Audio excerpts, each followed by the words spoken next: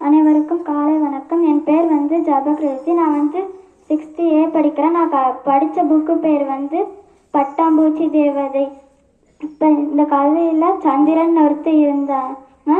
அவன் கட்டட தொழிலாளி. அப்போ ஒரு நாள் கீழே ஒரு பட்டாம்பூச்சி பொம்மை இருந்துச்சு.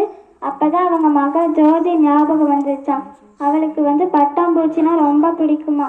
அதை எடுத்து கொண்டு போய் ஜோதியிடம் கொடுத்தாங்களாம். ஜோதி அதை பார்த்துக்கிட்டு ஐ என்று சொன்னாலாம். அதுக்கப்புறம் இது அழுக்கா இருக்கு, கழுவி விட்டு விளையாடு ஜோதி அப்படின்னு சொன்னாங்களாம். சரின்ட்டு கழுவி விட்டு விளையாடணும். அப்போதான் கவனிச்சாங்களாம், அதில் ஒரு இறக்க கிழிஞ்சிருக்குதான். அம்மாட்டேருந்து பழைய துணி வாங்கி அதை தைச்சாங்க இறக்கையா. அப்புறம் பக்கத்து வீட்டு அசிமான்னு ஒரு பாப்பா இருந்தாலும் அவளும் யானை பொம்மை கொண்டு அவங்க 2 பேரும் சேர்ந்து விளையாடுனாங்களா. அப்புறம் இது பறக்கும் அப்படின்னு ஜோதி அசிமாட்ட சொன்னால.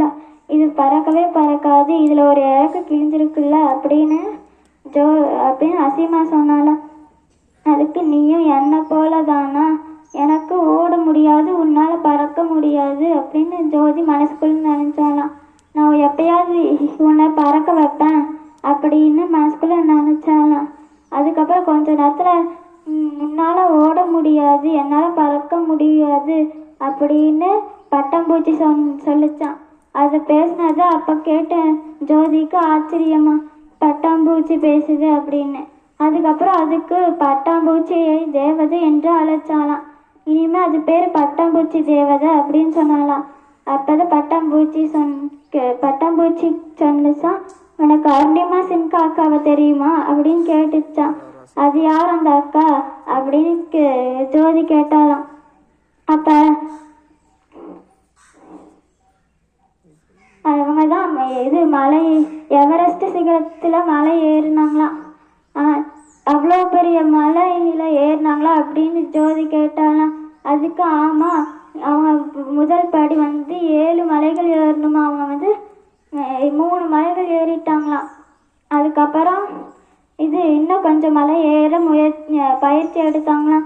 அதுக்கப்புறம் என்னாலையும் என்னால் வேகமாக ஓட முடியுமா அப்படின்னு ஜோதி பட்டாம்பூச்சிக்கிட்ட கேட்டாலாம். ஏன் முடியாது, நீ பயிற்சி செஞ்சீங்கன்னா உன்னால் வேகமாக ஓட முடியும் அப்படின்னு சொன்னாலாம். அதுக்கப்புறம் அதுக்கு அடுத்த நாள் கிறிஸ்மஸும் வந்துச்சான். அவளும் இரவு ஃபஸ்ட்டு டே நைட்டு ஓட்டப்பந்தயம் வச்சுதான். அப்போ அதெல்லாம் ஜோதியும் கலந்துக்கிட்டாங்க. எல்லோரும் ஆச்சரியமாக கேட்டாங்களாம். அது அப்போ அவள் கையில் பட்டாம்பூச்சி தேவதை இருந்துச்சான்.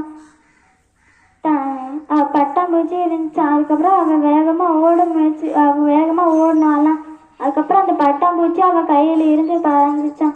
இந்த கதையிலேருந்து என்ன தெரிஞ்சிச்சுன்னா, தன்னம்பிக்கையோட எதையும் முயற்சி செஞ்சால் நம்ம எதையும் சாதிக்கலாம். நன்றி.